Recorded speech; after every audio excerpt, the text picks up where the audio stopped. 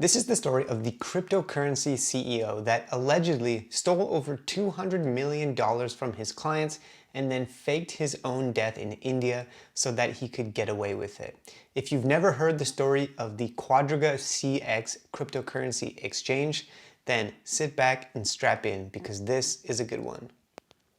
So the guy's name was Gerald Cotten, and he was the co-founder and CEO of QuadrigaCx, which was a cryptocurrency exchange platform based out of Vancouver, BC. Now, Quadriga started back in 2013 in response to what was a legitimate need at the time, in that there weren't very many platforms available to buy and sell cryptocurrency safely. And Quadriga was actually approved by FINTRAC, which is the anti-money laundering agency in Canada. After getting off to a bit of a rocky start, Quadriga finally made it big in 2017 when the price of Bitcoin skyrocketed and over $2 billion worth of cryptocurrency were traded on the platform that year. So everything was going along great for a while, but then in 2018, the price of Bitcoin tanked. And this caused a bit of a run on the exchange, and a lot of clients decided that they wanted to take their money off and put it somewhere else. And so that caused a great deal of stress for Cotten because, as you'll see, the whole thing was actually a giant Ponzi scheme. And in the midst of all of this, he actually got married and decided to go on a honeymoon to India. So this is where the story really gets interesting. 4 days before going on his supposed honeymoon, Cotten actually writes his will. That's a bit of a red flag right there. So he goes on the honeymoon with his wife, and then on December 8th, 2018, he comes down with some sort of mysterious illness and he's admitted to a hospital in India. And then a doctor there diagnoses him with septic shock, and apparently the very next day he's dead.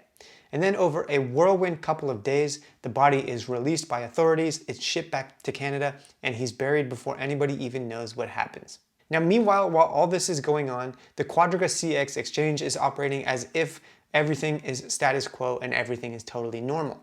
In fact, they don't even tell anybody, the clients or the public, that their CEO and founder has died until 1 month after it happened. And Quadriga throughout this whole period is still accepting deposits and doing trades. The crazy thing though is that apparently Gerald Cotten was the only person in the world with access to the private keys and the crypto wallets that held all of the cryptocurrency from the QuadrigaCx exchange. And that meant that with his death, all of that money was effectively lost. Nobody would be able to access it. So a month after Cotten's death, the exchange finally announces that this has happened and things start to unravel from there.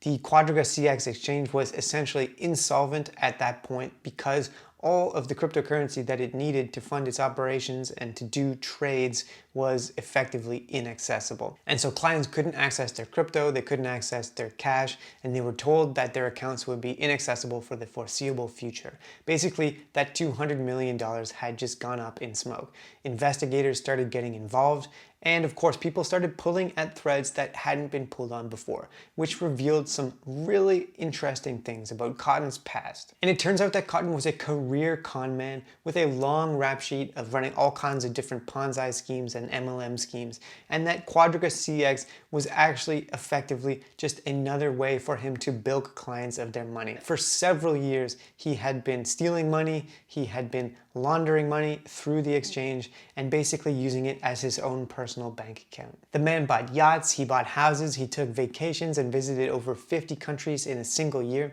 And there were actually a lot of red flags that I'm surprised people did not catch. For instance, at one point, if you wanted to withdraw your money from the exchange, you would have to receive it in a shoebox filled with actual hard cash. Furthermore, Cotten kept zero records of what was being transacted through the exchange, even though over $1 billion worth of cryptocurrency was trading hands every single year on Quadriga. So the whole thing was basically a giant scam, a giant Ponzi scheme. He was taking money from new clients and then using that to pay off old clients that wanted to cash out. The most interesting part of the story, though, is the possibility that Cotten actually faked his own death so that he could run away with the $200 million and live life on some beach in some forgotten corner of the world.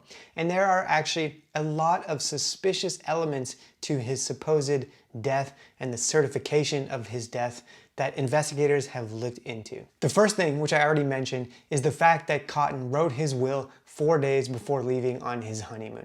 It's almost like he expected something to happen. The second thing is that it's widely known that it's possible to purchase a fake death certificate in India. And on the death certificate that was prepared for Cotten, his name was actually misspelled, which some investigators have suggested is another red flag. Third, the managing director of the hospital where Cotten's death was supposedly certified was actually convicted of financial fraud just a couple months before Cotten visited. Fourth, there's text messages between Cotten and some of his friends or acquaintances before going away on his honeymoon, where he said that he was just about ready for retirement and looking forward to his honeymoon, quotation marks. And the fifth suspicious element of all of this is that his body was brought back to Canada so quickly and buried before anybody had a chance to even know that this was happening.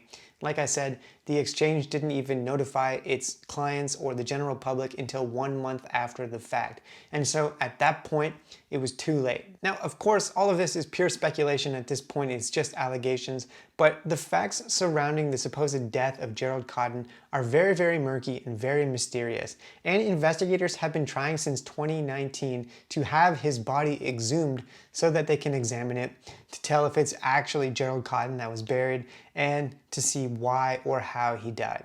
That has still not been approved though, so until it happens, we won't have a conclusive end to the story.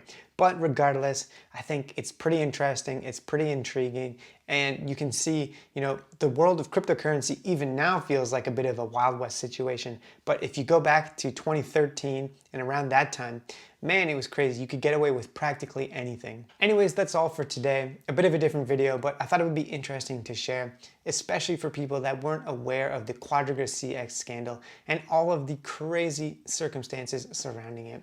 Thanks for watching and have a great day.